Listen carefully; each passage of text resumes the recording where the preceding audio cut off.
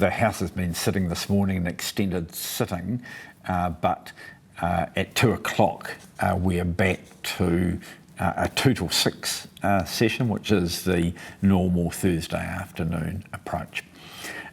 We'll start off with a business statement from the Leader of the House telling us what we're going to be doing next week, and then we'll go on to oral questions. The first question is from Paula Bennett to the Prime Minister, likely to be the Deputy Prime Minister acting for her. Does she stand by all her government's policies and actions? Duncan Webb has a question to the Minister of Finance about the government support for the economy and its response to COVID-19.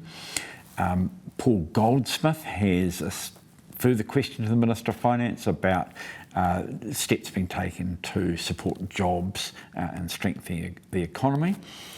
Andrew Warren Clark to the Minister of Health about the WHO announcement of a pandemic and what that means for New Zealand. Judith Collins to the Minister of Housing. Is she confident that she is fronting up in her housing portfolio?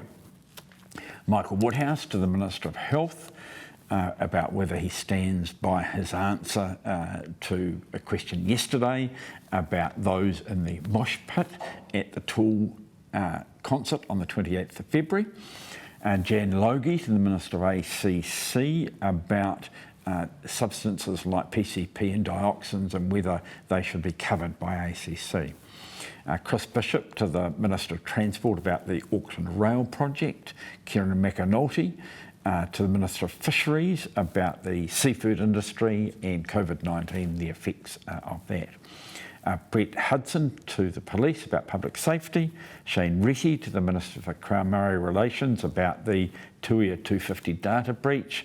And Anahira Kanongataha Suiki to the Associate Minister of Health about warm, dry and secure housing.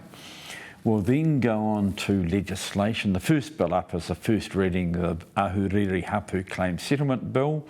It's a settlement that happened in 2016 and this gives final effect to the deed.